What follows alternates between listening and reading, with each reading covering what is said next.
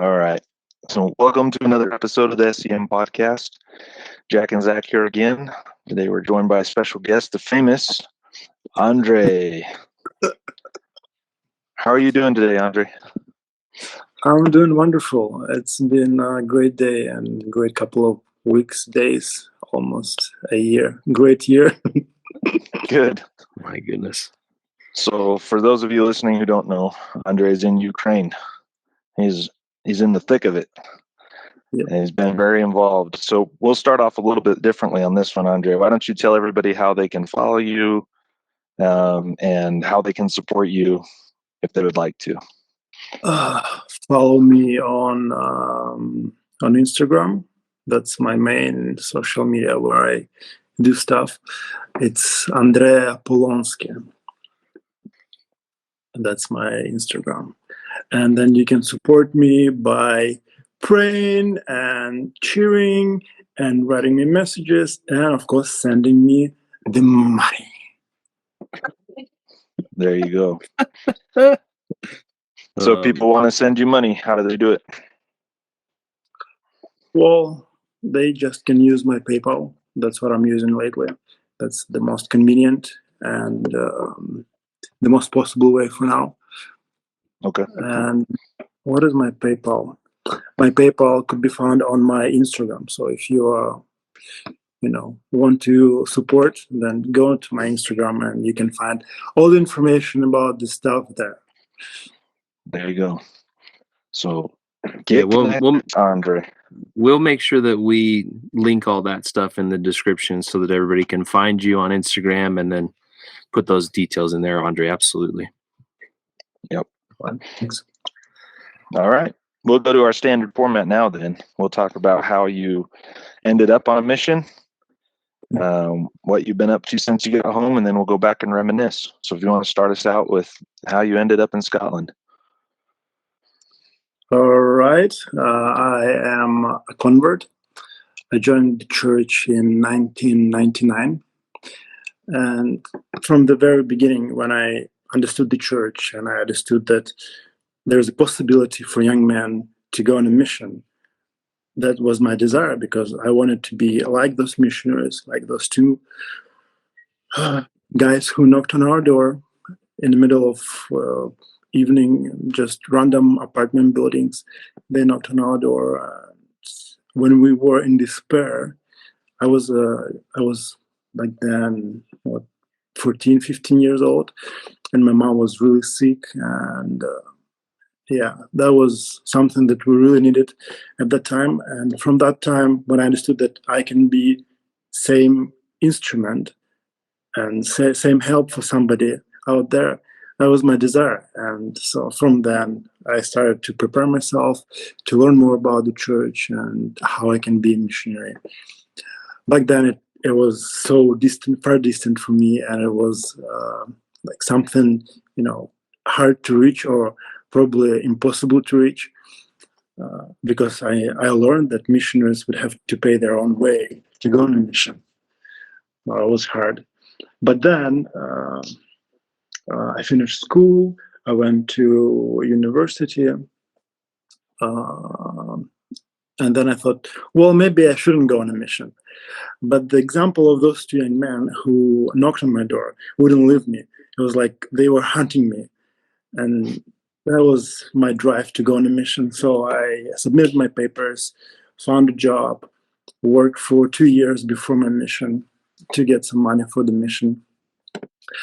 And and then I submitted papers in in 4 months, I got my call. And I was really excited. Back then, you would get your envelope to the mission home. So the missionaries would know that there's an envelope for somebody in their branch. And they would tell me, hey, you have an envelope in the mission home.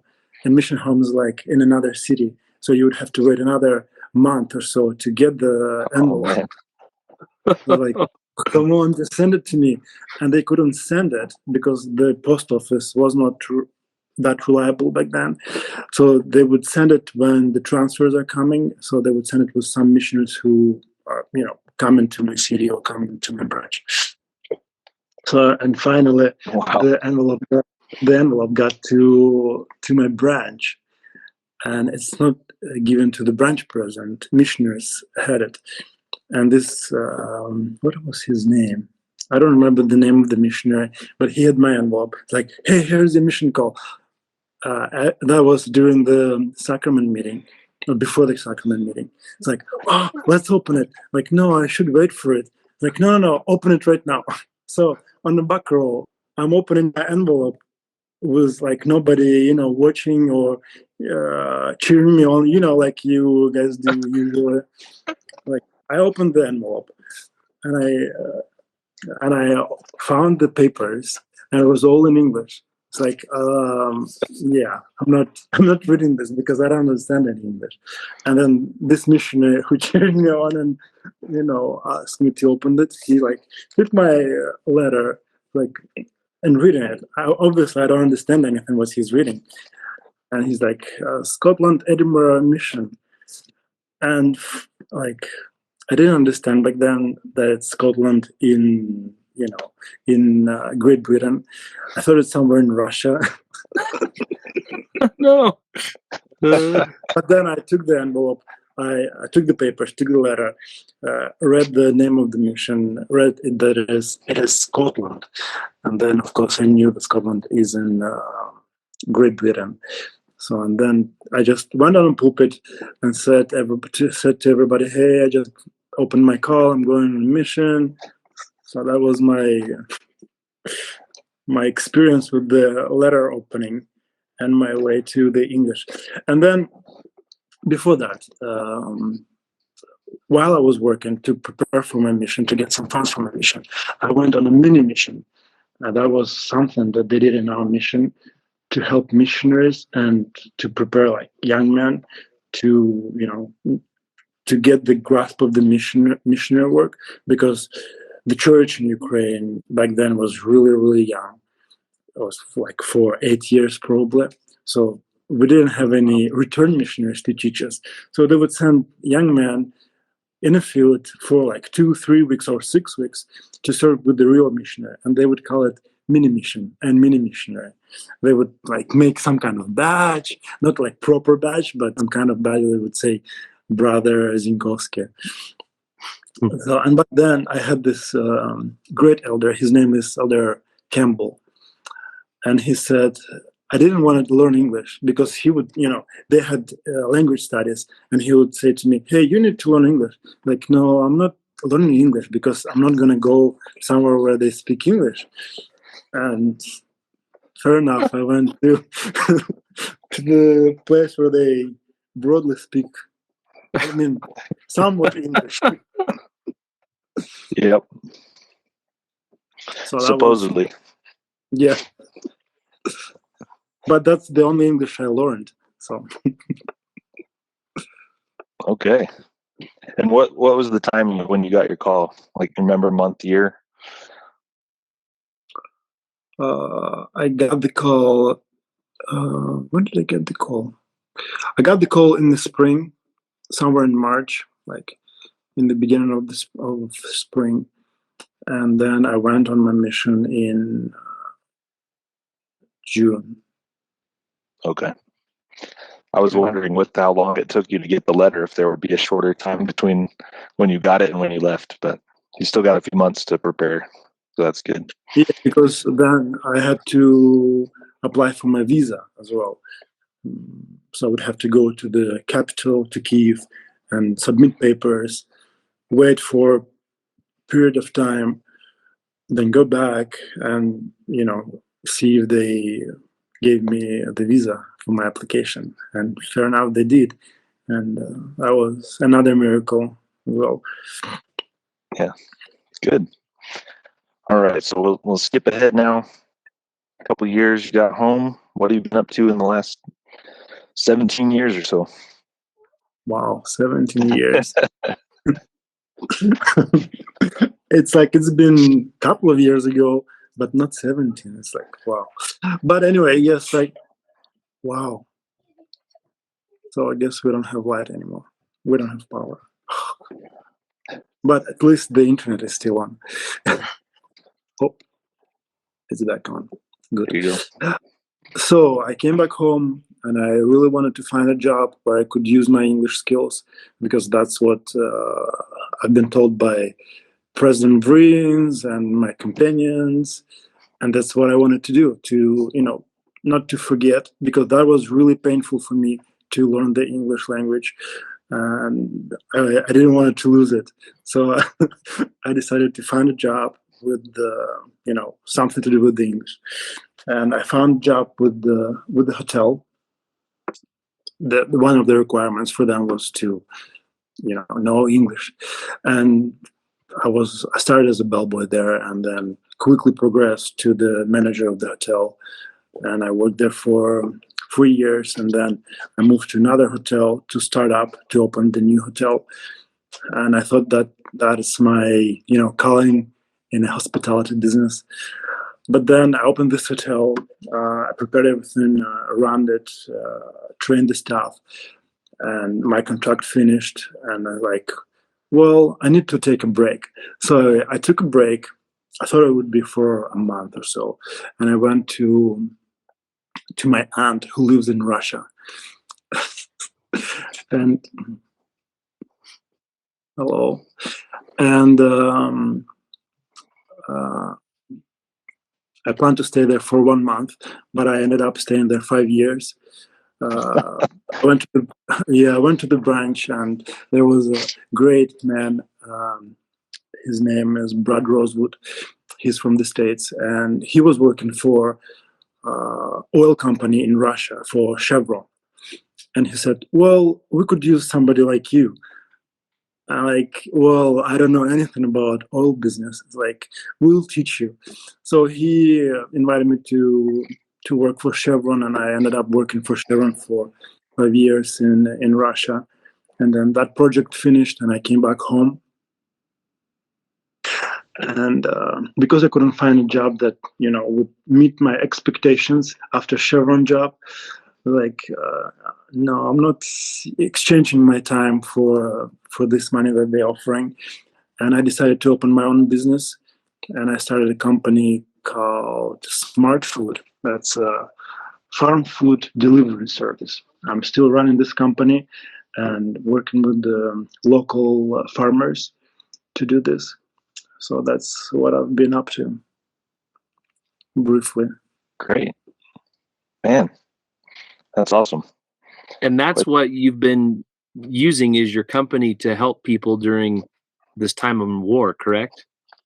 Oh yeah. So when the invasion started, what do I do? I mean, I have these farmers, and now they're not able to provide. I mean, able to provide, but they're not able to sell because there is no people who will buy, because the stuff that I sell is organic, local, and expensive.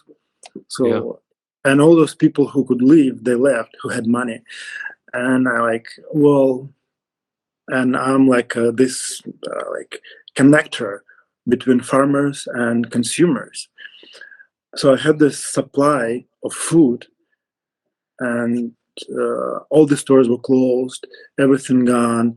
There's literally nothing that you can buy in the stores, because all the stores are closed, nothing, no food, nothing. And I had this, way to provide for people in need.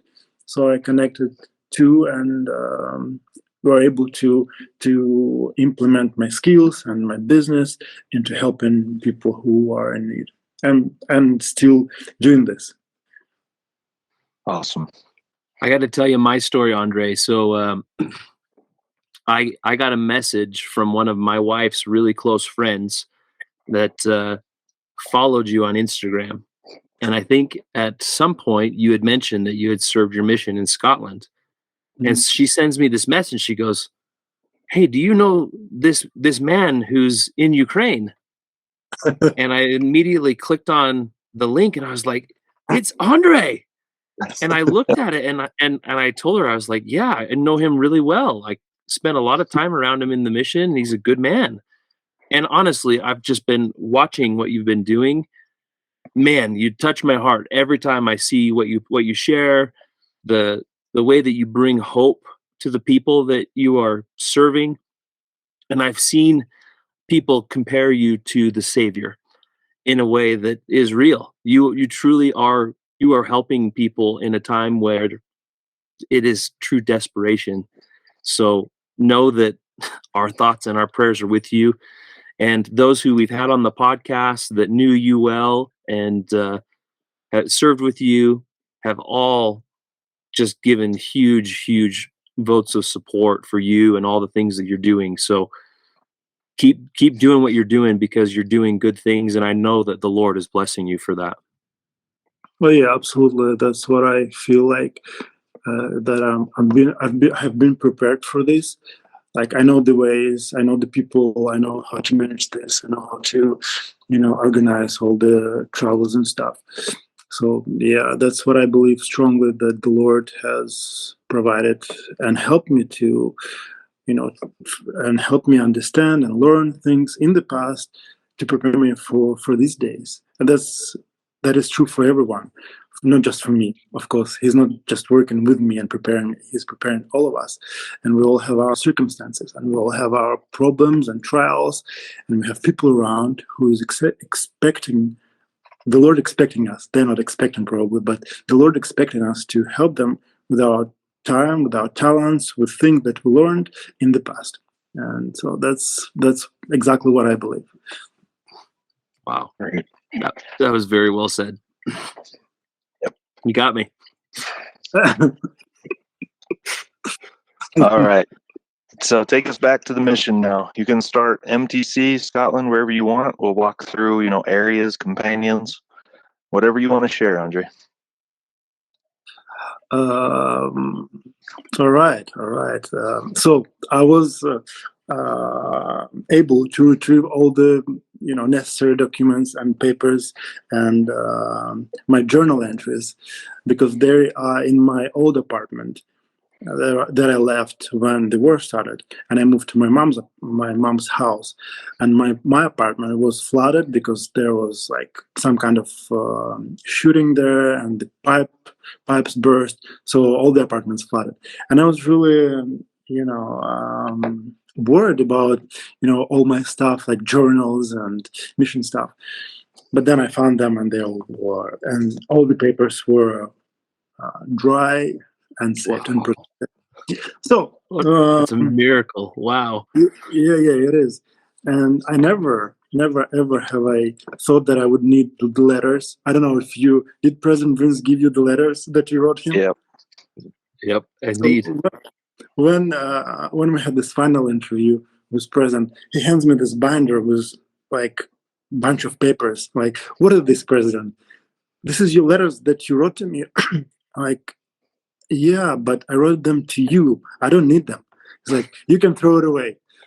And obviously, I was like, yeah, I could, but I won't. So I put it in my luggage, and I found the letters, and I read all the letters today on the way to Kiev. That was eye-opening, and eye-opening how, everything is a huge puzzle back then. And now, from like 17 years past, I can see why I had this, and why I had this, and why this happened, and how this all worked together in a perfect harmony. Because back then it was all like nonsense for me. So start with the MTC. Well, I start with my travels, because that's a funny story too. I started my travels. It was kind of difficult and different, because I had to go from my hometown on a train to a mission home to be set apart, and then go to Kiev and spend night there, and then catch a plane to London. And so I caught the plane to London. That was easy part, because it was in Kiev. And then when I had to switch planes in London to Manchester, I think that's where we went. Yep. Right. I didn't know what to do, so I went from the plane. Came from the plane, and I didn't understand. I was expecting somebody to, with my name on the piece of paper waiting for me there. There was nobody. So I was really scared because I couldn't speak any English. I couldn't ask anyone for help. I had the ticket, but I I never flew a plane before, so I didn't understand what's on the ticket and if it's real a ticket. So I was really scared. So I was there lost in the London Heathrow Airport, and I don't know, somehow police or somebody, security, came to me and probably they asked me for my documents. So I gave them everything, my passport, of course, my tickets, my medical stuff, my medical papers with all the vaccinations. I think that's what we're supposed to bring with us. So, and then they helped me find the plane. Found the plane. I went to Manchester. I came from the plane, and there was nobody. And I was scared because, I mean, I don't know anyone. I don't know how to speak. I don't know, I mean, anything. So I spent there like 2 or 3 hours, and then so airport was empty, there was no one, and after 2 or 3 hours I saw the missionary, the senior couple, and so I ran to them and was like, oh, you. So they tried to pronounce my name, but it was really difficult for them. So they found me and took me to MTC, and I read my journal entry that how I came to MTC. It was like late night, and President Bourdain with his wife met me, fed me, and then I went to my bed. So that was really, really difficult travel for me and start of my mission. So, and then an MTC, of course, I couldn't speak any English, and I'm so grateful for my, missionary pals who were there, who tried to teach me. But of course, they never learned English, so they didn't know how to.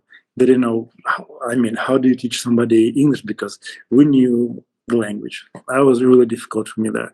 But we had fun, and I think there was like somebody in the stake who spoke Russian, who was in a missionary in Russia. So he would come like once or twice and help me and support me somehow. But yeah, that was interesting. And then the craziest thing. So I came on my mission because we didn't have the temple back then in Kiev. Now we have temple in Kiev. But back then we didn't have temple, and the nearest temple was in Germany. So I didn't go to Germany. I went to the MTC and I got my endowment in Preston. Wow. And that was something really weird and exciting, and something that blew my mind, because like it's all in English. Well, for initiator, I remember they gave me the cards where I could read, but I couldn't read that fast because the temple worker, the ordinance worker, he was doing this so fast I couldn't follow, so I didn't read it and I didn't understand what's. And back then, you remember, it was kind of a different way that they did it. It's like, what are you doing? That was. I'm sure that was very strange. Extra strange. Yeah, and because nobody, be there for me, like who would speak in Russian. Of course, there was plenty of people who would, support me and tell me something, but I mean, I was pointless because I couldn't understand. Man. Wow. Yeah, and then another thing, exciting thing that happened in MTC, I got my patriarchal blessing there as well. Wow. So that was exciting. I was crying like a baby. Although I didn't understand anything, I was just, crying like, I don't know, a 5-year-old girl. Although I didn't understand, like he's saying something, I don't understand what he's saying. I don't understand why I'm crying. Did they give you a copy? Did they give you a copy of it in English too? So you had to read your patriarchal blessing in English? Yeah, because the patriarch gave it in English, and of course they gave it to me. They gave it to me in English, and in MTC, while the other guys and other missionaries and sisters and elders would have like sports or something, I would sit there and try to translate with the vocabulary, translate my patriarchal blessing, because I was so, interested what is in there. So that was another exciting thing that happened in MTC. And another one, we had, I don't know what happened, but that was probably, did we clean in the MTC? Did we have some kind of cleaning there? Yeah, So, we did. And I remember Elder McClure is in my group, and we were playing with this sprays. He was spraying me. I was trying to run away from him. And as I turned, I hit the door, and I had this big scar here on my forehead. It's still there somewhere. So they took me to the nurse. I'm bleeding. And they took me to the nurse. And I thought, well, probably they will send me home, because, I couldn't go on a mission with this scar. So but they took me to the nurse. They shaped the shape of my scar, like a little round thing here on my forehead. And that's how I went to the mission, on the mission. And that's how my first missionary pictures look like, was me having these stitches and bald spot on my forehead. Oh man! Wow, That was funny. And then, so we took the train. I think that was like 3-hour train from MTC to Edinburgh. So we took the train, and we were so excited. I was excited.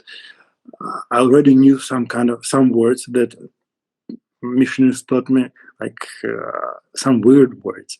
And I see how I write these phrases in my journal, trying to, memorize it.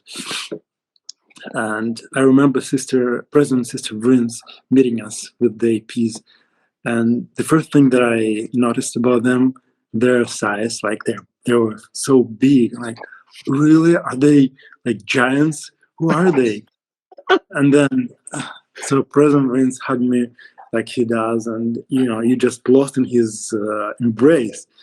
I was my first impression of President Sister Vrins. So, and then what happened then? Probably spent some time in Edinburgh, and then we met our trainers, our new companions. My first companion, my trainer, was Elder Thomas from South Africa. Oh wow! Yeah, and I feel so sorry for him because he had me. That probably was not probably. That was really hard for Elder Thomas. What area did you go to? We went to up north in Elgin. Oh wow! So that was my first area, and I remember how frustrated he was. He would. So we would go chopping outdoors. He would teach me. And like 1 day, 2 days, 3 days, he would do it by himself. And I would just be standing there, like just watching. Because I was shy to speak in English, or try to speak in English, or I didn't know how to speak in English. But so he's like, all right, that's like past a lot of days. Now you have to do this. The next door is yours. And I was really scared to open my mouth and to say. I was really scared to be awkward, because I don't know how to speak. I don't know what to say. I don't know what they're saying. I don't know, because so I don't know any English. I couldn't understand accents. And Elder Thomas, of course, being from South Africa, he has his accent. And then all the Scots have their accent. And hello from Elder Thomas and from like regular Scott would be so much different. And I couldn't, grasp this concept of language. And it was really, really hard for me. So I don't remember how we, communicated with him. But probably by the end of our transfer, we were able to speak somewhat freely, because I was more, speaking with members, and probably speaking. Oh, I remember that I wasn't afraid to speak with people on the street. that was something that I love to do. So the Elgin is really, really small town up north on the north coast, and they had really, really tiny city center or main street, whatever you call that. So we went there. I don't remember how often, probably often we went to do the GQing. And that was interesting because back then he was on one street, on one side of the street, I was on another one, and I could just be whatever. And so I imagine like nothing would happen if you would sound awkward or if you do it in Russian at all. So that was interesting for me to learn English from the Scots to try to talk to them. And I remember one word that I learned there. It was hurry, like, and everybody would say, "I'm in a hurry. I'm in a hurry." Like, and I was, what do you mean? What does it mean? So I went to Elder Thomas, and he would explain what that means. So that was one of the words that I learned from that GQing in Elgin, in the city center. Everyone in Elgin was in a hurry. Yeah, I mean, small city, and usually, I mean, it's not Aberdeen, it's not Glasgow or Edinburgh. It's like small city. Where are you going? What are you rushing to? But they were all in a hurry, so that was interesting. I remember how I went to member's house in the first couple of weeks, and I fell asleep because I didn't understand anything and I didn't know what's going on. So it's like it was so boring, and I fell asleep.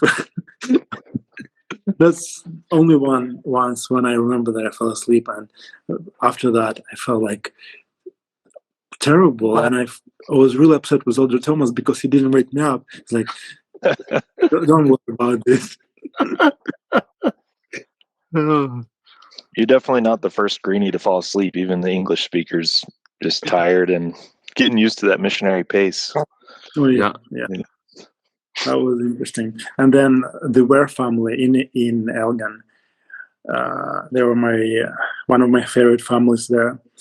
They would feed us, and of course it was something new for them to have elder from Ukraine. And Sister Ware would ask, "Hey, what do you like? What should I make you, like, to feel you more like at home?" Like, well, we eat. I told her that we eat potato peels and fish lips. So I just made it up, and she's like, "What? No, I'm not making this." Oh my gosh! That was interesting. And after that, she, by the end of my mission, she would call me Elder Fish Lips. Oh my gosh! And she was the one who would send me like child's book, like Chicken Licken, and some other child's book for me to learn English. So that was nice of her. Oh, that's really funny. Oh, and another story from Elgin. So I was GQing, and happened to find this. Probably this was the only woman who was interested in what I'm saying. She's like, yeah, I'm interested. And she wrote her address on my blue planner. So we had blue planners back then. And I was so excited because that was the first and probably only contact that I got. And around Elder Thomas is like, yeah, that's fine. Good job, Elder. So we came back home. We tried to find the address and we couldn't. I was like, oh, come on. So I thought that she wrote something, gibberish on my blue planner. But then, so for my English studies, I would pick up the, how do you call that? The newspapers, the free newspaper that they would put in your doors, that was some advertisement and stuff. So, and I would read it. Obviously, Elder Thomas would, say, hey, we're not supposed to read newspapers. But I read not because I want to read newspapers, but because I want to learn English and I want to see like different words other than in the scriptures. So I would just open and flip through the pages, and I found the name of the city. It was Knakandu or something like that. But I rushed to him and said, "Hey, this is the town that she wrote on my blue planner. So it exists. We should find it." So and we found this on the map, and we went and visited her, and she was really excited. We gave her the Book of Mormon. We taught her. I don't remember what happened like after that, but I remember how excited I was to learn that she was not a fake, and she didn't give me just some random address. That's cool. Yep. So after that, so we spent 2 weeks, not 2 weeks, 6 weeks with older Thomas, and then I was moved to East Kilbride. Yeah. Okay. Let me. So I found this kind of paper where they have all your dates, all your areas, all your positions and companions. Oh wow! I didn't know that I have this. But after that, in August, I moved to East Kilbride with Elder Campbell. Jacob? Probably, I don't know. I don't remember. I think that's his name, right? Jacob Campbell. Jacob Elder. Campbell. Elder. Elder. Elder Campbell. Oh, and we lived there was 4 of us living in the same apartment. So it was me, Elder Campbell, Elder Percy, and he was training Elder Conway. That was kind of fun experience. Dan Conway? Mm-hmm. Oh man, that's so funny. Yeah, that was interesting time. And I remember that we had this flat, and we had a balcony. And I was so excited to have a balcony because in Elgin we lived on the first floor. And I was kind of, weird. People were looking into our windows. And in school, we lived up on the flats like I used to live in Ukraine. We live in a flat. So we had this balcony. And then on that balcony, at some point, we had a baby pigeon. That was interesting to watch we had the pigeon laid an egg there, and then the egg, how do you say that? Hatched, and the little weird pigeon appeared. So that was interesting, and I found a picture of that thing. I don't know why I took it, but just something. What do you do with the pigeon on your balcony? But anyway. East Kilbride, Elder Campbell. I don't really remember the fun that we had, but I remember the members. 2 in particular, we had Pauline Smith, and I still friend with her, and she still, we text back and forth. And she's like pure Scottish. She has like a son who's I think Celtic, maybe not Celtic. What are the other team? Celtic, Rangers, right? Rangers. Yeah, I think he's a Rangers fan.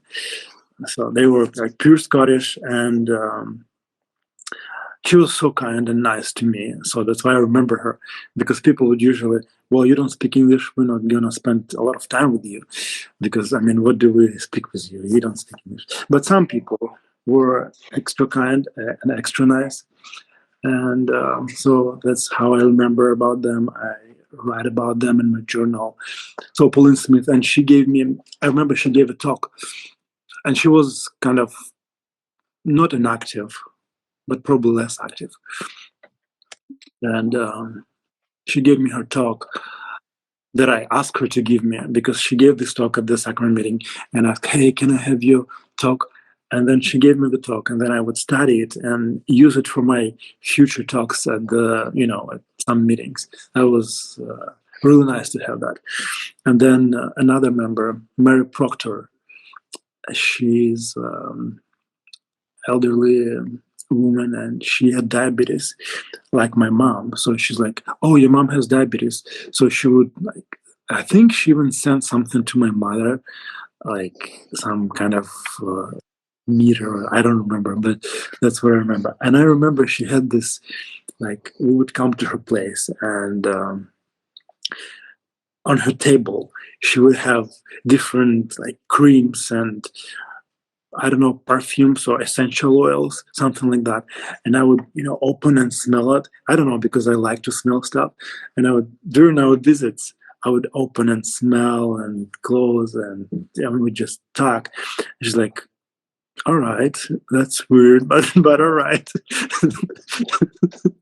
And then for Christmas, she sent me like a big box of essential oils because she remembered that I, like to smell stuff. So that was interesting.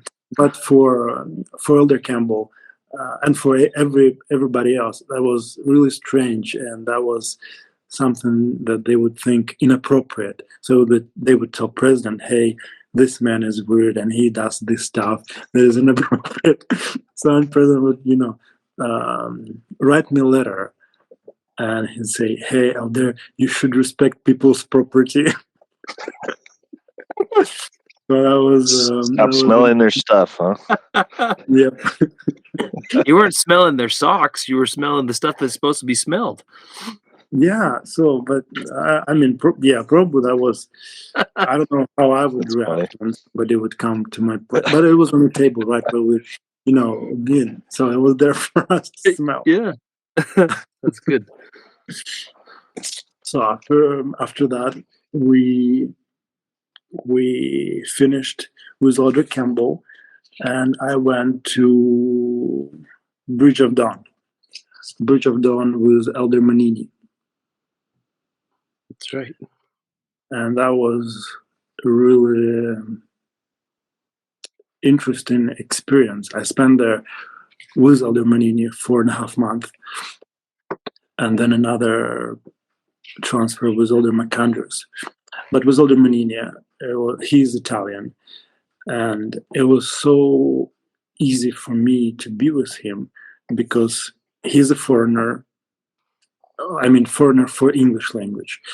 He didn't, he probably studied it. He studied it before coming on the mission, and he probably spoke it like for a long time. But he knew what I'm going through, and he understood how to help me learn English.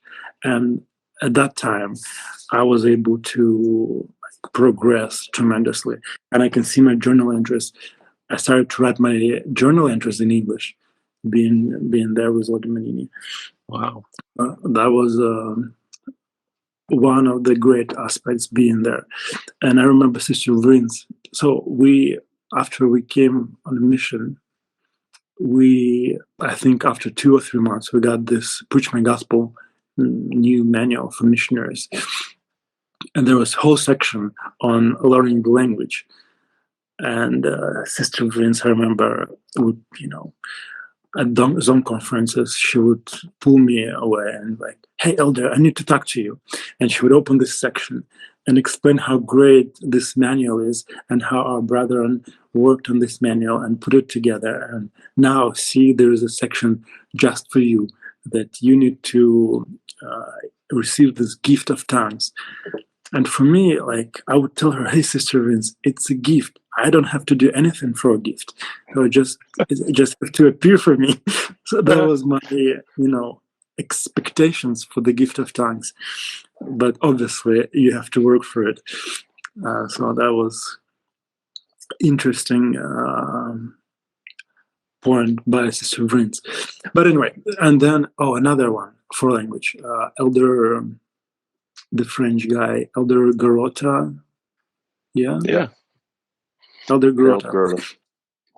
I think he was AP or some kind of zone leader or somebody, like, because he was doing exchanges with me at some point. And he's a foreigner to English language too, because he's from France. And he said, "Hey, if you want to learn English, you need to read your scriptures in English," because I was reading it in Russian. Like, you need to read it in English, and then every word that you don't understand, you have to write in Russian above the English word. And that was the best advice I could ever get, because that's what I did. And I started in Alma, and every word in the beginning of Alma was like translated. I wrote in the pencil above every English word what it means in Russian. But then by the end of Book of Alma, I had like barely 1 or 2 words on the whole like turn. So that was really great for me to That's cool. to learn the language. So Elder Manini, there's so many stuff I want to tell about my experience with him. But you know what? So I thought that we were great friends and we were great companions and we had this huge success while we served together. But then the other day I listened to Elder, who was the last one on your podcast? Elder Brownlow? Brownlow. He served with Elder Manini. And he was like, so we had so much fun and we were great friends. I was like, wait a minute, he's my friend, not yours. I'm jealous. But I guess Elder Manini is just a great guy who was, a friend to everybody. But anyway, we were having a great time, and I remember we served with the sisters there in Bridge of Dawn Ward. I was Elder Manini, Sister McGowan, and Sister Crookston. First transfer, and then Sister Crookston left. She was from my group. That was good to see her. Oh yeah. And then it was Manini, me, McGowan, and Krista Heap. So that was a dream team. We had so much, we had a lot of work done, and we had so much fun with like members, going around, helping members. And at that point, President asked us to work with the leaders in the branch. And back then it was Bishop Tobin. And President taught us how to speak with the bishops. Like he talks to us, like, Elder, you're the best, famous elder. So he said, you need to go to the bishop and tell him that he's the best. And I remember when we went to Bishop Tobin, and so we prepared to get him excited about the work. And we told him, hey, Bishop, you're the best. He's like, rubbish. So that was his response to our trainings. But anyway, and I remember that we made a T-shirts. What is that movie called? The Incredibles. You remember this? It just came out probably, and I think we watched it with the Adams, or we tried to watch it, or we did. I don't remember, but for some reason we knew about the Incredibles, and we made a T-shirts with the Incredibles, but instead of their faces, we would put faces of our district: Elder Manini, Sister McGowan, Sister Heap, myself. And it would write Incredible Bridge of Dawn Ward or Bridge of Dawn Samson. So that was something cool we did as well. Let's see what else I have there. Oh,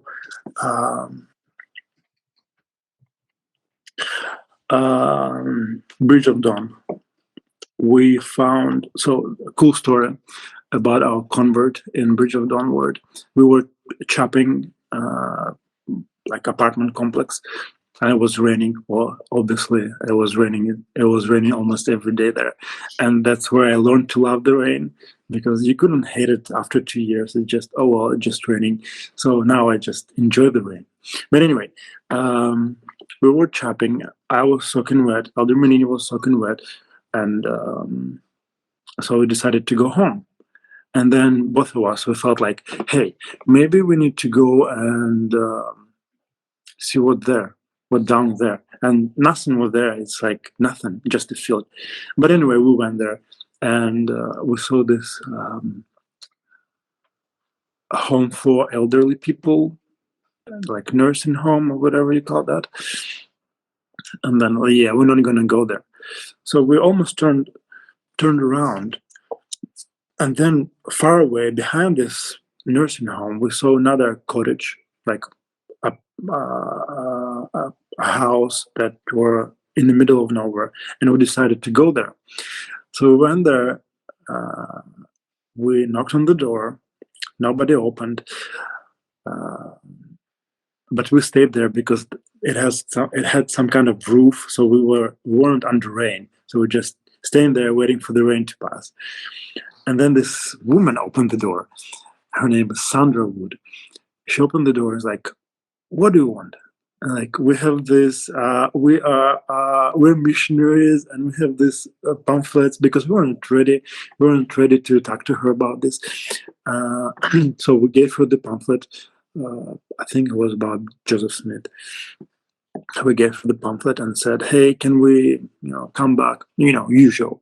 She's like, "Yeah, here's my phone." And we gave her I think we had our number on the pamphlet. And so we went away. We forgot about her because, there was nothing there.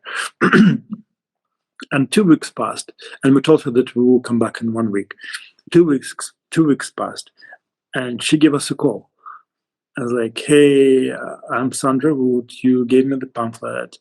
And so the Manini talking to her. It's like, "Who are you? We don't know you." So she gave us her address, and we went there, and she was so excited about the prophet, and she was looking for the church that had living prophets. So we were able to teach her and to baptize her, and that was one of the exciting things that happened there, and a good lesson for us to follow the Spirit and the promptings that we got there. That's So awesome. that was one story. I told you about the bishop. Then another one, we had journal investigator Dawn Davidson. She was really funny. She had a little son, and I think she was smoking, so she couldn't quit smoking, and she couldn't, follow her promises to get baptized or to quit smoking, and we helped her, and eventually she got baptized. But one funny story was her. She quit smoking. That was the biggest thing for her. And then we found out that she has a boyfriend who is a Muslim and somewhere in like Libya or somewhere. And he was trying to come to her, but he couldn't because there's some problem with his visa. So he went back to reapply or something. And I remember me and Elder Manini and sisters, we were praying and probably fasting for him not to get his visa to come and be her boyfriend so she can get baptized. Sure enough, that's what happened. He never came, and she got baptized. Wow. And then with another guy, we called him One-Legged John because he had one leg. And it was interesting. He got baptized, and by the time when he was baptized, Elder Manini was serving in Elgin. I think he already moved, so he would come back to baptize this one-legged man, and it took 2 of us to baptize him because it was hard for him, to get down or whatever. So it was another good experience. And of course, Sister Hatton and her dinner appointments in her cluttered house. How do you call that? These people, hoarders. Hoarders, yes. You got it. So I was looking through my pictures, and I found really, really cool videos of that appointment where Sister Hatton and Sister Mead, 2 sisters, they were friends. They were making us curry. So they were making curry in a Scottish style. Right. And that was me, Sister Heap, Elder McAndrews, and somebody else. I don't remember who else was there. But some new sister. I think Sister Heap was with Sister Kippen at that time. Is that right? Oh, yeah, Sister Kippen, yes. Yeah. So, and Sister Kippen was like those 2 ladies. She was perfectly, in tune with them. She's like that mature, really wise, motherly attitude, this taking care of everything and everybody. So she was there with them. Yeah. I remember her there. It was interesting there. And then what else? Who else should I mention? Of course, our world mission leader, Brother Grab. He was great. I think he was return missionary back then, and we would go there every like after our P day, and they would feed us great dinner, and we would have our correlation meeting with them. So that was another good experience there. And another spiritual story from the last one from Aberdeen. From Bridge of Dawn, not Aberdeen, from Bridge of Dawn. So we had, by that time, I think we had Elder Bhutan, Elder Bhutan, as a traveling elder. So he would come to us and be with me and Elder Manini, and we would, I don't know, plan something. We would plan a baptismal program for Don Davidson. And they would want me to teach her young son, to give a talk on her mother's baptism. I was like, no, I'm not going to do this because I didn't want to and because I didn't know how to. It was really hard for me to speak with, older people, like with people. And I'm not speaking about the younger kids because they, it's really difficult to understand them for their parents. And of course, it was really difficult for me. So I was like, no, I'm not going to do this. And then when we went to her, they're like, yes, another Zinkovski would help Jimmy to prepare the talk. Like, come on, guys, I told you no. But I couldn't, back down now.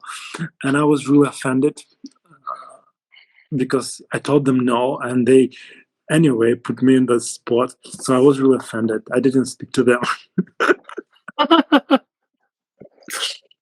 And I felt terrible.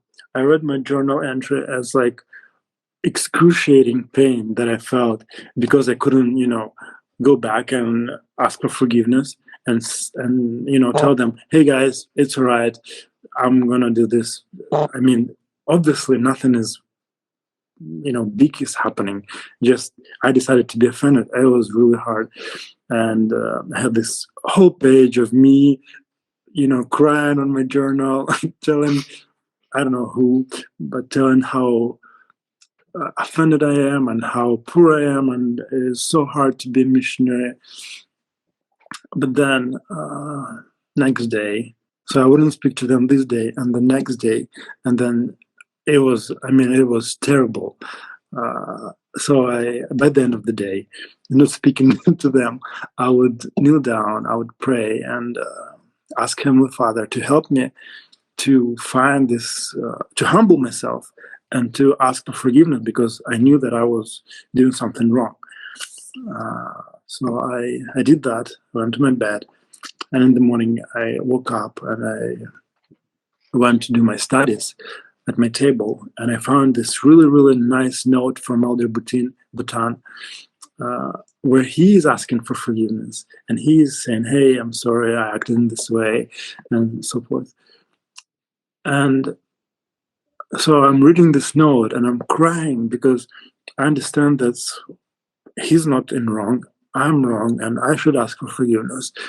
So I went to him and I'm crying, he's crying, and that was a great example for me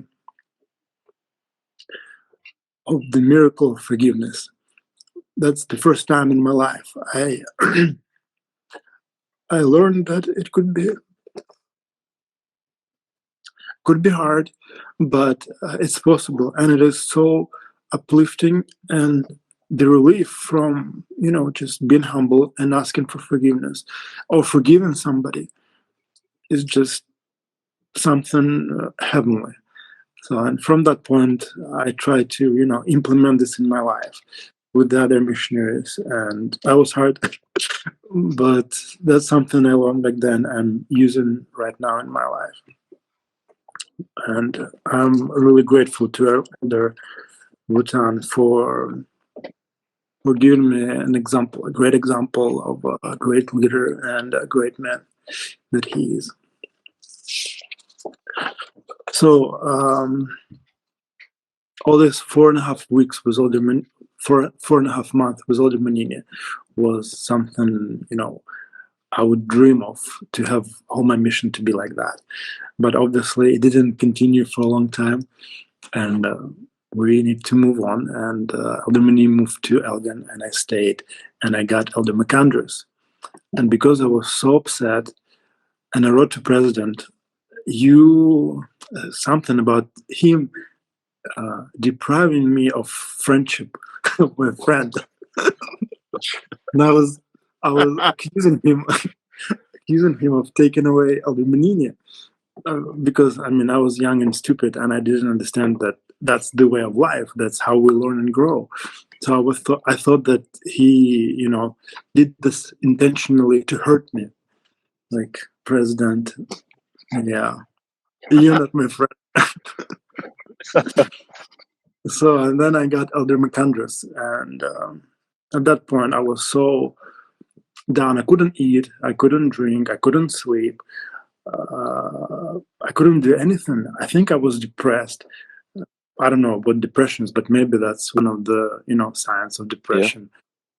Yeah. And that affected my relationship with Elder McAndrews. And he's a great guy, but because I got him this time of, I had this great time with Elder Manini, and we had this great success. Now I'm getting you. Come on. So I didn't give any chance to Elder McAndrews to be my friend. And I told President Bruins, hey, President, I need a friend. I don't need a companion. I need somebody who I can trust, and I can do not just missionary work, but to be, in good relationship as a friend. And I was looking for that friend, but the friend was right beside me. Every companion that I had was my potential friend, but for some reason, I was just silly and acted out, and it was hard for me to accept, that somebody is different than Elder Manini, because Elder Manini set this high bar. It's like, no, you're not reaching out to this bar. So you're not my friend. I was really terrible from my side, because I had some great companions, but most of them didn't get a chance to develop this amazing relationship with. So one of them was Elder McAndrews. All right. So from there, that was my first 6 weeks, Andre, and this is a great picture of our group in that district. If you remember, we used to always go to Jimmy Chung's. Yeah. we had you were great. I enjoyed you. You may have been going through a tough time, but you're always so kind to me. And I was new and I didn't know anything different. I just was so grateful to have great missionaries around me. So we had a lot of fun. Before we move on real quick, I want to bring up something that Sister McGowan brought up. She said that during Christmas, you decided that you didn't want to sing, and you gave out a ton of pass-along cards by declaring that you had free cards for Christmas. Is that true? Yeah, that was fun. Well, because I couldn't sing. I probably could, but I never learned how to sing. I never went to primary to learn these primary songs. I never went to, the church for a long time to learn all the songs, especially, now we're talking to know the songs in English, or the carols. I love the carols. I love the hymns, and I sing it along with the congregation. But back then I was like, no, you guys, you go ahead and sing. I'm not gonna do this. I'm just gonna be here and pass along cards. I was so boring. So they were singing. Of course, they got tired. I got tired, and then for some reason, and I thought it could be silly, but I needed to change. So I found I don't know what I found, a box or something to stand on. So I stood up on the box and just declared, hey, free cards, anyone? And people, interestingly, they just trashed, and they wanted these cards because I was free cards. Of course you want free cards. So that was an interesting experience. Well, Great tactic to get people's attention. Free something. It was a fire sale. yeah. Oh, that's good. Where were we? After Bridge of Dawn, where did you go from there? Oh, after Bridgerton, I had my another great area at Isle of Lewis, Stornoway. Oh, wow. Yeah, so I went there, and my companion was Elder Brown. That was his last 6 weeks on a mission. Okay. We had a big house, a 2-store house, a lot of rooms. It's like really missionaries can have that, because in all previous apartments were small and crappy. It's been wore out by many missionaries before me. And this like big house, we had a car, and we had like good members there. So, and I remember that I don't remember, was it every day? Maybe twice or 3 times a week, we would go to the gym. They opened this huge like gym, and then their swimming pool, like a whole center, like city center or whatever you call it, cultural center. So they had everything: shops and stores and cafes and restaurants and gym and a swimming pool. So we went there almost every day. Like, we're not supposed to do this earlier. It's like, yeah, well, he didn't care because that was his 6 weeks, and he was a great missionary. We had some teachings as well. I remember us finding people and teaching them. They were all scattered around the isle, so I would drive, and the isle is beautiful. So I just loved riding with Elder Brown because the scenery was so amazing, scenery that I have never ever seen in my life. So that was Isle of Lewis, and there were some interesting stories. I don't know if I'm supposed to or should tell some, Come on, spill it. It's whatever you want. This is your podcast.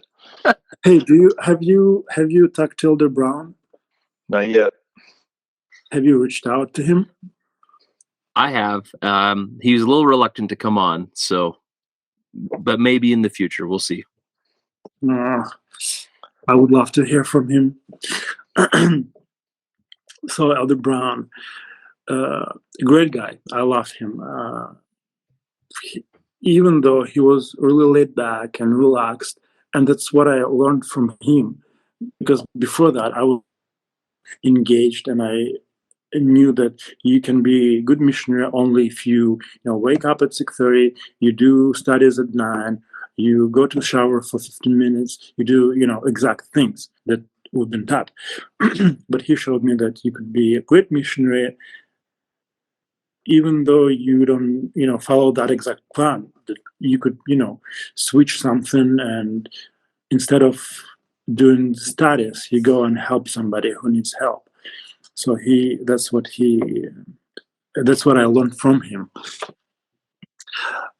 So his parents came to pick him up by the end of his transfer, and the transfers were supposed to be out from Isle on Tuesday, but his parents came on Friday, and he said, "Hey, we need to leave early, and we won't tell President Rins that we leave early.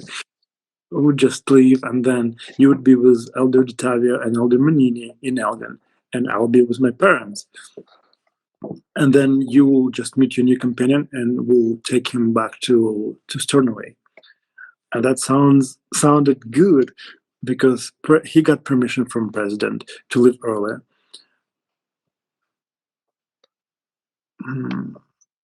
Well, he got permission to leave early, but not on the day when we left. So he wanted to leave.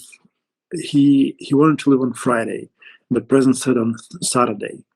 But we left on Friday, expecting that Elder is going home. I'm meeting Elder Detavio and Elder Manini. So I packed my couple of garments, shirts, and just a little backpack, and the rest stuff left in our apartment, in our house. And then on a boat, President Rins called us, expecting us to be, on the isle, but we were on the ferry already. And he said, "Hey, Elder Zinkovski, you are leaving too." Oh no! Oh my gosh! Oops. Yeah, it's like, we find ourselves in the situation that is difficult. So he, of course, we didn't tell him that we're on a ferry already, and I couldn't leave. So I think I went and we came to Ullapool. I think that's the place where ferry comes to the mainland. And I said goodbye to Elder Brown, put him on a bus. He went to meet his parents, and I waited for Elder Manini and Elder Detavio to come from Elgan, all the way from Elgan, to pick me up. So they picked me up. I think we went to Inverness. I don't remember where we went for a night. And then next morning, on Friday, no, we left on Friday. And then on Saturday, I went back by myself on a ferry to Stornoway. Oh my gosh! Yeah, that was good. I came by myself to home, packed my bags,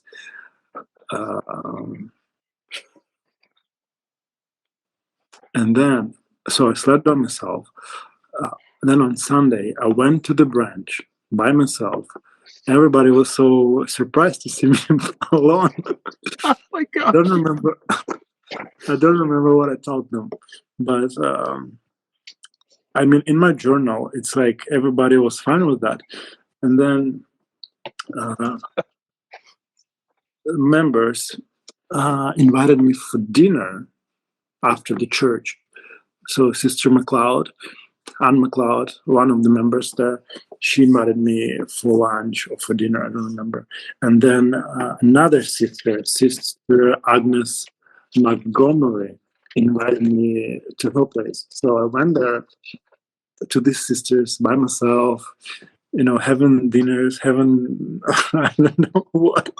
Well, that was interesting. And then somebody from the branch helped me to go and catch the ferry.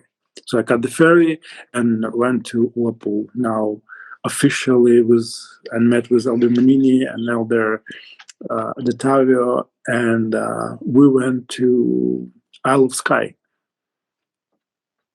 That was a great trip. So we left early in the morning on Monday, I think. Did I leave on Monday? No, I left on Sunday evening, and then on Monday morning we went on our road trip to Isle of Skye. That was interesting trip. And after that, where's my list? After that, where did I go? Brown Parmenter. Elder Parmenter? Who's this Elder Parmenter?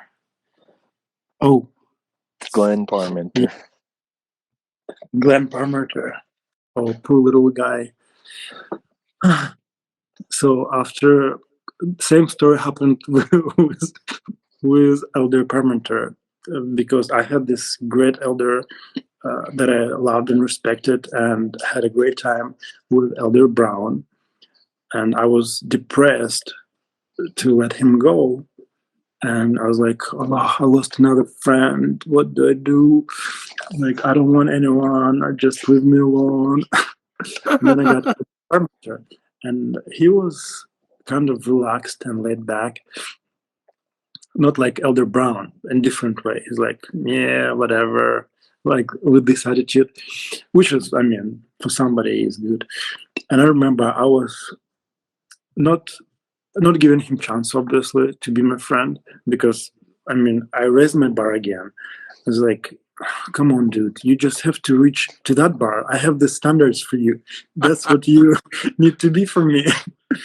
And of course, I mean, that's nonsense. So I remember being so frustrated with him. And I went on a run by myself because I used to do like exercises in the morning with Elder Brown, and that's what I wanted to do with Elder Parmenter.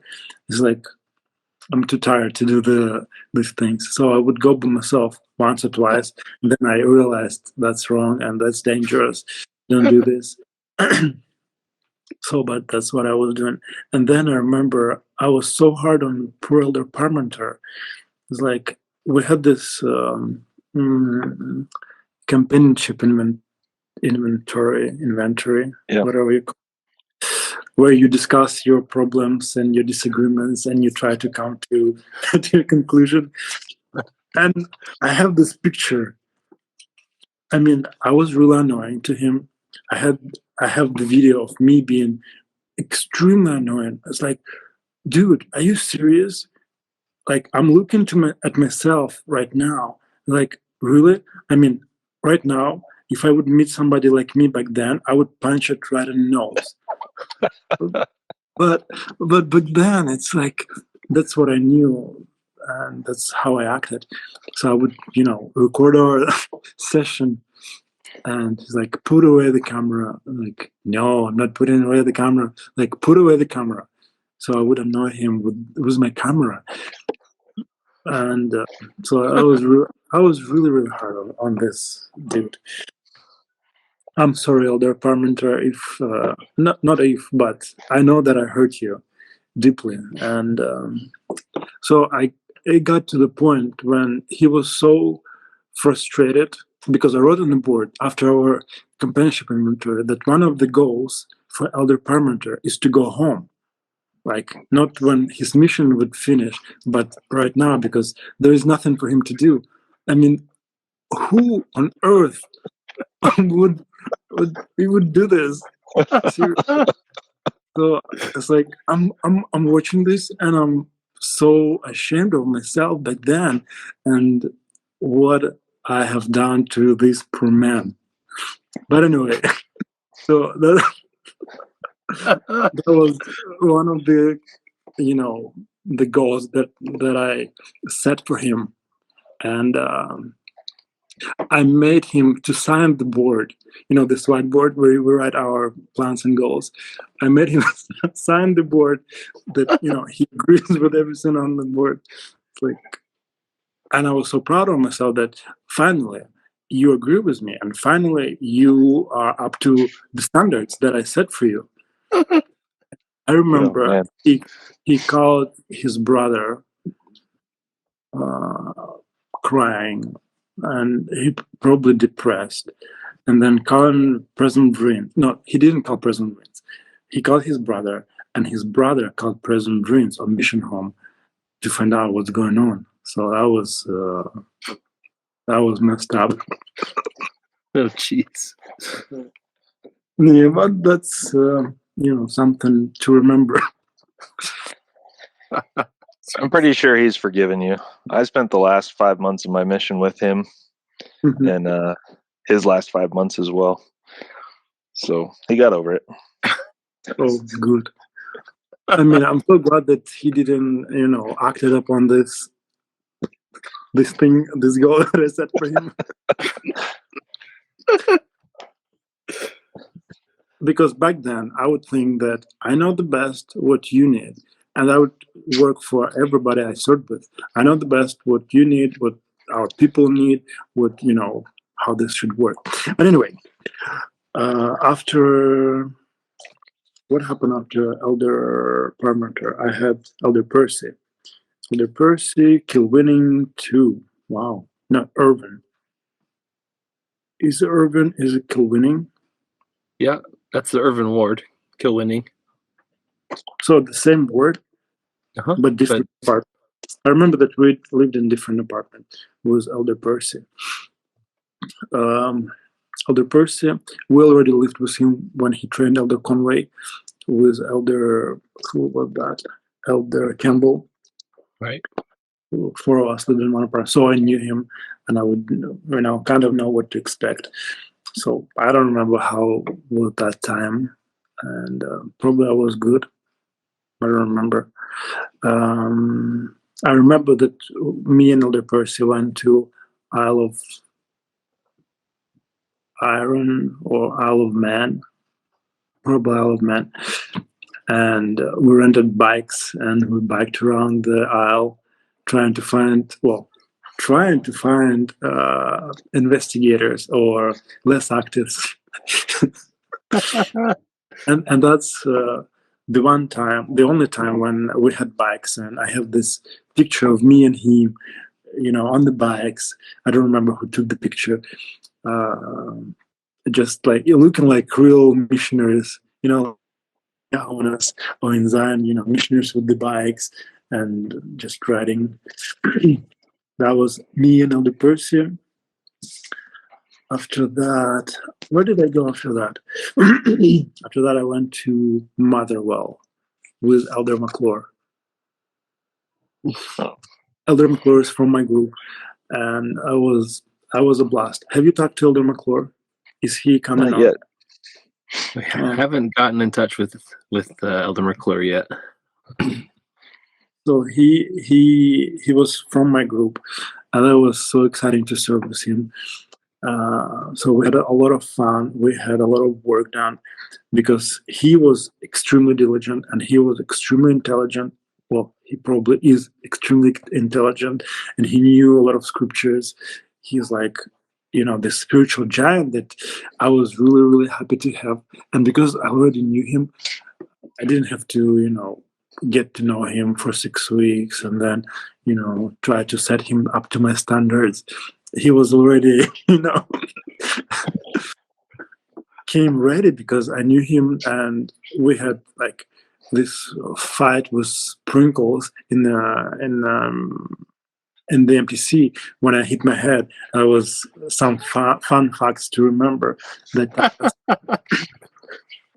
And I remember, and I found it in video, extremely weird video, letter that he wrote on my behalf to Elder McAndrews, because somehow Elder McAndrews gave me his bus pass for the bus, and I still have that bus pass even.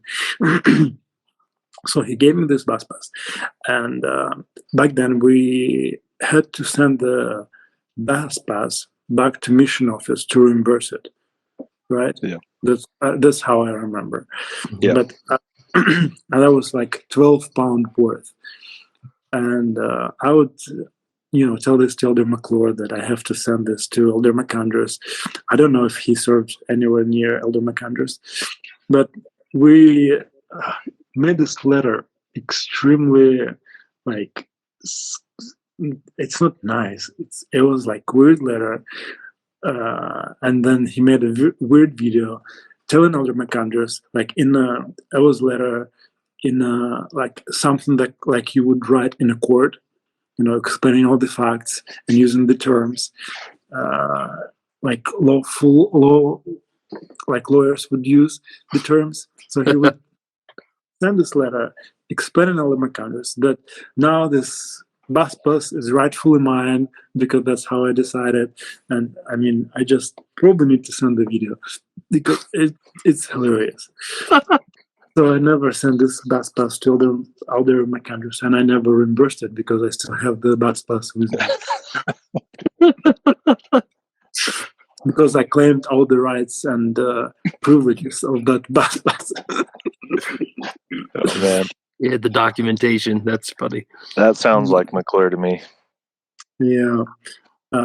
We had some investigators, and Elder McClure, being extremely intelligent, he was as well really wise. He is really wise. We were teaching this Judith. She was less active, and she was like really against the church, but he would come, and that's what I learned from Elder McAndrew or from Elder McClure, that you don't need to be a missionary who teach who teach the doctrine. You just need to be, sometimes you just need to be a friend, because there's no one in the ward or in the branch who could be their friend. So he taught me that, and we went there, and we would be just, friendly, just spend 5-10 minutes, maybe half an hour with her, and help her to realize that we love her, we support her, and that we actually here for you, and we're members of the church. So as you, please come back to the branch, and we will, embrace you along with everybody else.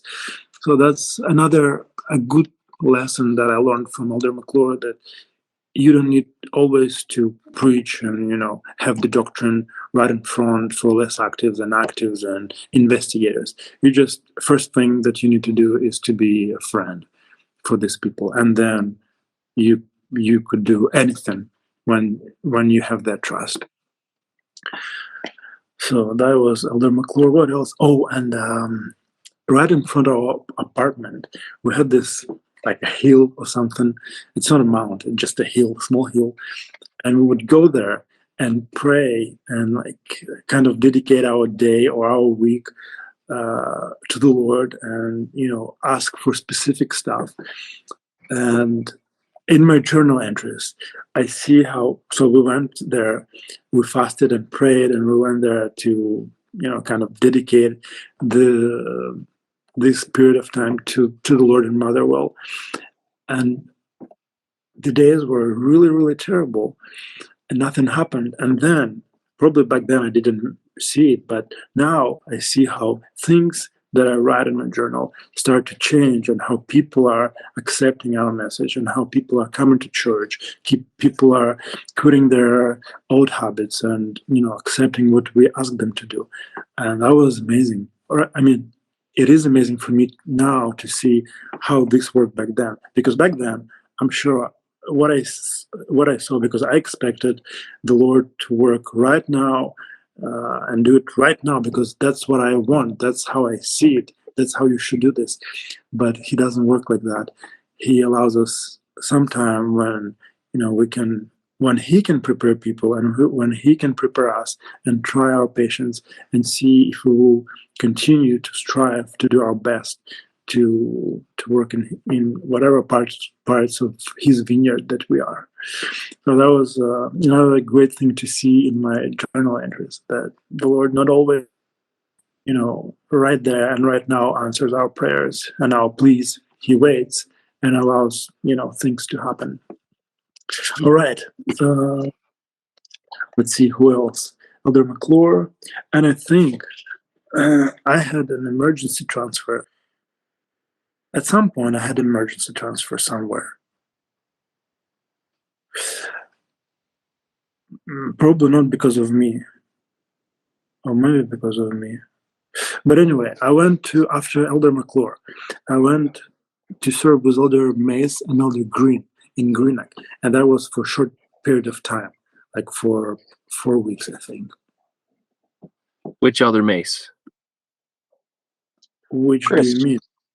Big Mace or Skinny Mace? Big Mace. Okay. Is it Chris? They're both named They're Chris. both named Chris. Oh, the big. So Chris, served there. Loved the Greenock. I don't remember anything about the area. I've been there for like just a little over a month. Okay. And I haven't had time to read anything about the Greenock in my journal. I read up to Aberdeen, I think.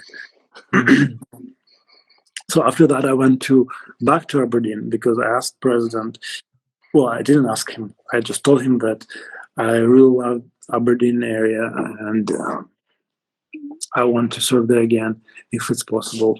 So, and that's when I learned that it's better not to ask for things, or be careful what you're asking for. So he sent me back to Aberdeen, but now to Aberdeen Ward. Okay. So I went there, and I served with Elder Lineker and Elder MacLeod. Okay. I think Elder MacLeod was not long with us. probably for one transfer or less. I don't really remember what happened there. And as I said, I didn't read anything from my journal. But so we started with in threesome, Elder Lineker, McLeod, and me, and we had great time. We taught some people. We had a baptism of Robbie. Let's see, what's her name? Roberta Handermark from South Africa. She was a good woman, and I have some weird pictures of Elder McLeod with his naked butt on the street.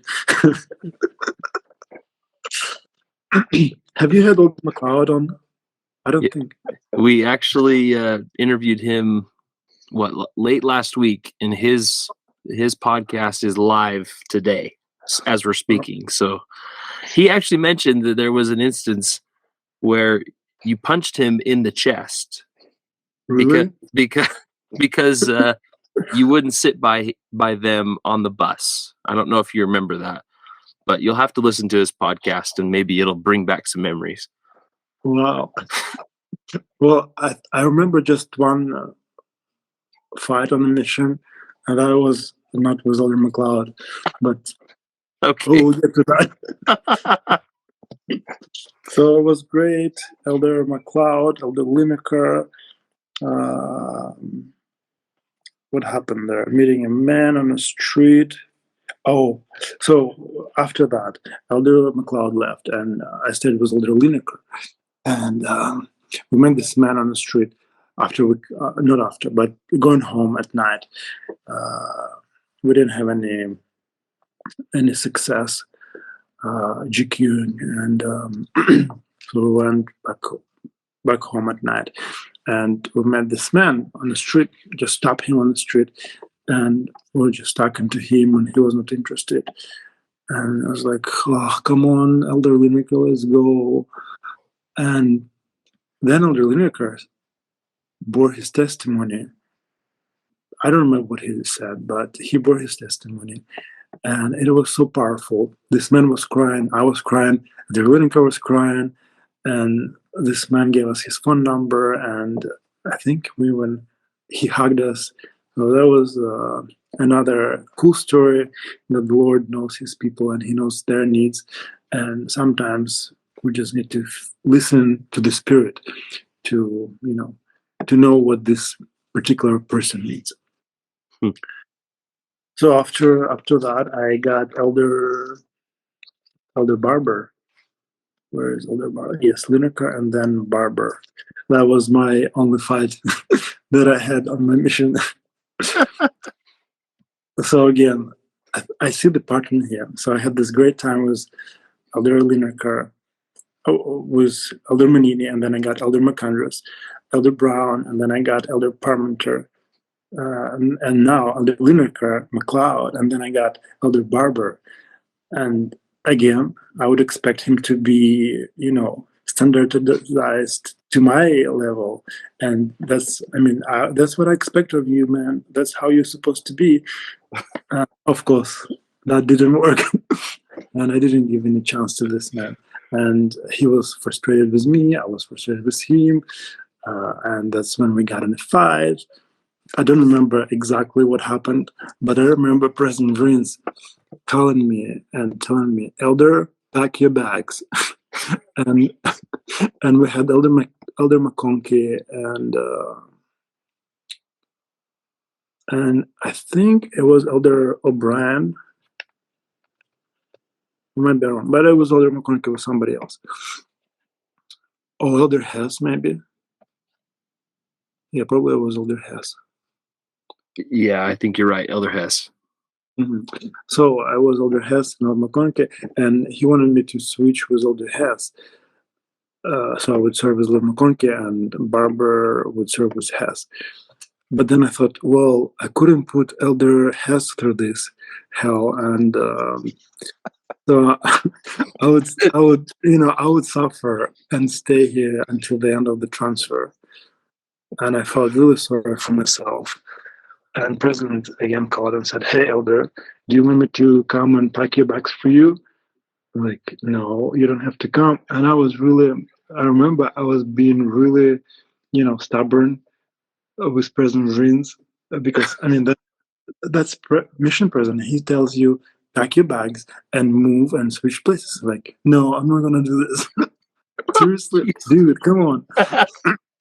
So I created this mess, and I stayed in this mess, and I feel really sorry for older Barbara again, because obviously I never gave him a chance to to have a good relationship with me, because I would expect him to be like some my imaginary level of friend.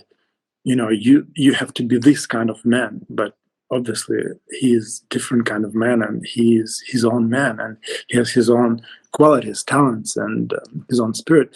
But yeah, so I was there, and again I lost this opportunity with Elder Barbara. And after that, I was moved to, oh well, I was training. I was training Elder Zacharias in Livingston, and that was interesting. That was strange, because I don't know if you met Elder Zacharias. He is like really tall. He's really tall. And like, oh, and I remember seeing the new missionaries, and I would think to myself, well, I hope I'm not having this tall elder, because I don't know how we would look together. Of course, I got Elder Zacharias, and him being extremely tall and me being average size. It looked really weird, and yeah, it was strange. But then I did my best, as best as I knew, to train Elder Zacharias. We spent 6 weeks together, and then I got, for my last companion, I got Elder. Oh no, I have a story about Elder Zacharias. So we were teaching this man on the street, and I was not going anywhere. And I would, turn and, would say goodbye to the man. And then Elder Zacharias would stop and say, "Hey, do you have Book of Mormon?" And the man would say, "No." And he's like, "Do you want one?" He's like, "Yes." So and he gave him Book of Mormon. And then it was like another testimony for me that you better listen to the Spirit, Elder. See what happens when you listen to the Spirit.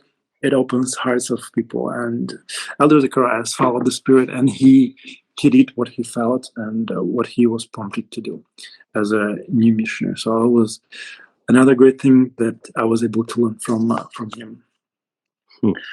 And the last one, my last, was it 6 weeks? April. Yeah, my last 6 weeks was with Elder Adams. Nicest guy ever. Really, really, really humble. I don't know. Have you had him on here? Because I don't think so. Have you reached? I don't think so. What's his first name? I'm trying to remember.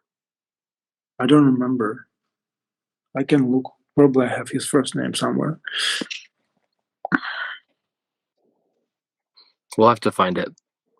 Yeah, that's right. So, but interesting story with Elder Adams. We chopped doors, and we came to these houses, and there was 2 neighbors talking, and we would kind of come to them and talk to them about the gospel.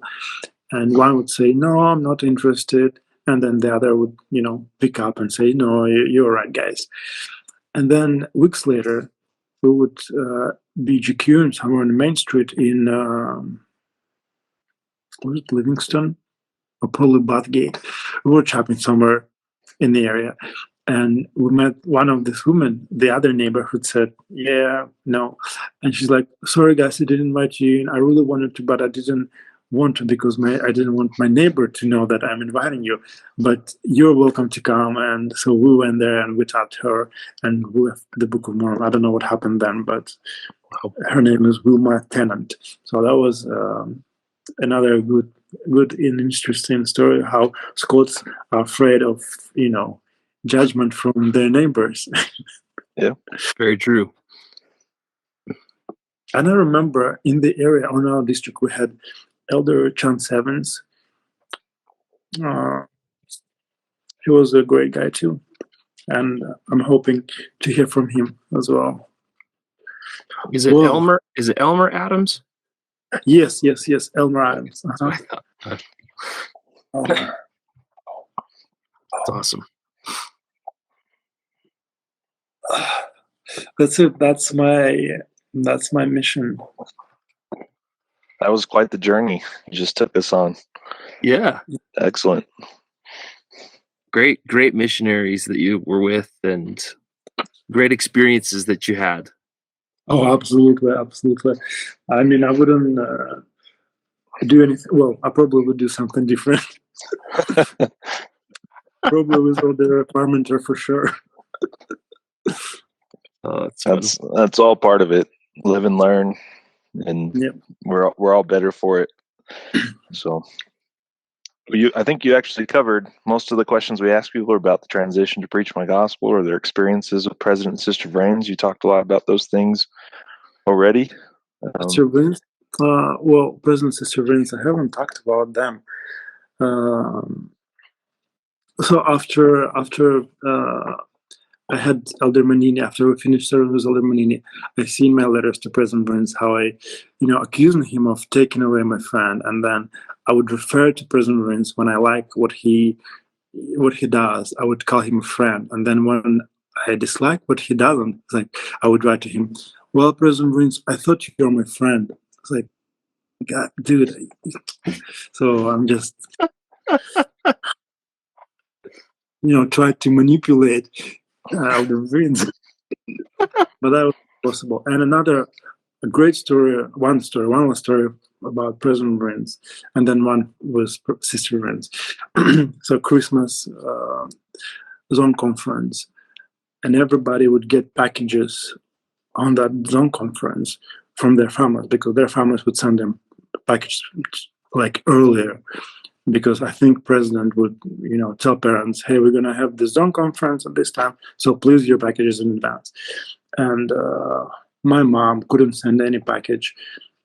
It's like because she didn't have job, or I don't know, she'd struggled with something. Not with something, it was money, and she couldn't send any. And then so everybody would get their packages, and I would be like sitting there without the package, like, oh, all right. So it was really uncomfortable for me as for young men. And then I went to the bathroom, and I felt really sorry for myself that I didn't get any packages. Of course, I understood that my mom couldn't possibly send me anything. And then I was sitting on the floor in the bathroom, just, crying. I don't know. Was I crying or just feeling sorry for myself? Just feeling down. And I remember President Vrains coming in, and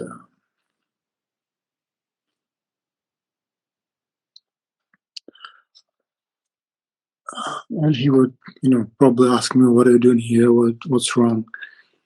And I probably wouldn't tell him that I'm frustrated that I didn't get any packages, but I wouldn't tell him anything, and he would, lift me up and really, really strongly hug me, and then I felt like Savior himself embraced me. And that was one of the greatest experiences that I had with President Vrains. And of course, he was loving and caring man. And he always wanted to support every famous elder and sister in his mission.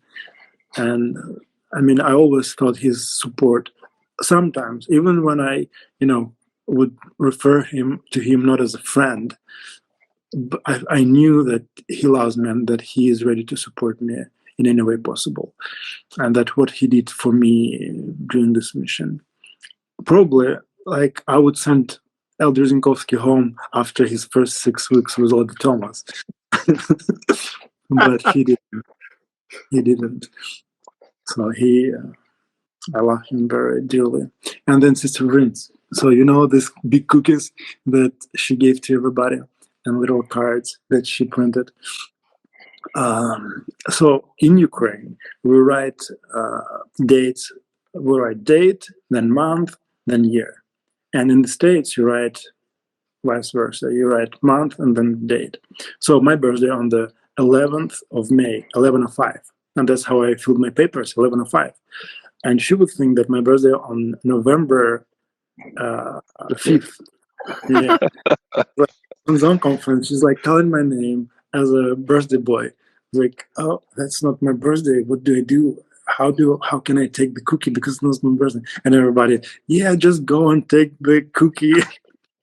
So I took the cookie that year, and then in like half a year, I would get another one, and I would tell her, hey, Sister Vince, my birthday actually on the May 11th, not 5th of November.